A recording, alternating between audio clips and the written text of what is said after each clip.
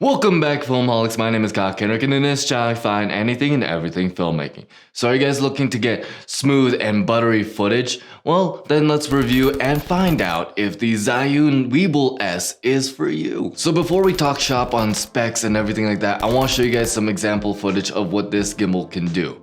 So let's go ahead and check out those clips.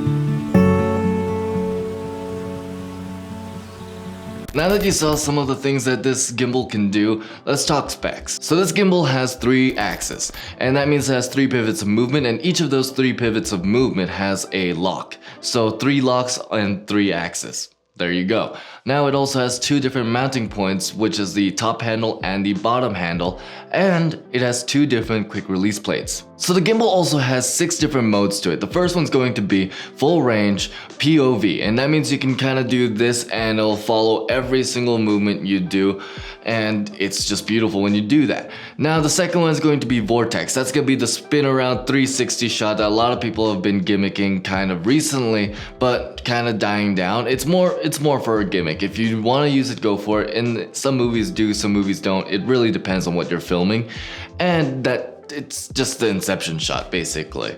Now there's also go mode. That's basically sports mode where it just moves and responds faster than most other gimbals at the time. So if you're doing something with sports, or if you're doing something with a lot of movement like parkour or something like that, combat, then this is the mode for you. Now, the next modes are gonna be pan follow mode, which is basically self-explanatory. It pans and follows. And then there's follow mode, where it just follows and it doesn't pan at all. So it's just like, oh, I'm a snake or a chicken, I guess. Chickens actually are the nature's gimbal. If you shake a chicken, its head stays in one spot. It's weird. I don't understand, but it's cool. And then lastly, there's lock mode, where it just stays in that one point. Now the gimbal can also connect to a smart device via an app, and that is very good because it has different attachments. There's a follow focus support, and there's a monitor and tracking support, which means you can have it as a remote tripod and it'll track you kind of like the DJI's mini phone gimbals. So it is so good for that reason alone. You could get so many features from that, and if you get the attachments, there you go. You have like a whole system that's made for 3 different people, made for just you. That's just beautiful. And lastly, power. So it has 2 18650 batteries, and then it also has 12 hours to 14 hours of runtime. And now for Kyle's conclusions. So who is this camera for? And the answer to that is very simple, because it's just such an intuitive gimbal that it can do so much, but it's also made for certain people. So if you have to either film in tight spaces, or you're run and gun type of videographer, or maybe that you're just filming solo and you just want to make content, or you want to make a short film with a gimbal that you can operate by yourself without any crew. And if you do have a crew, then it also has that. So it's literally made for almost everyone. If you need something for solo, if you need something for a client and you have a whole crew, it has no capabilities to upgrade towards that. That's why I love Zhiyun so much. They think about the people who buy their gear, and the fact that they made it so that either anybody or any group of anybody can use it. It's just so good. It's made for that. So honestly, I think this gimbal is made for anyone. With the quick release plates for the top handle and the bottom handle, you could do so much. You could go from up to down. It's just such a versatile gimbal. So I can suggest it to almost anyone.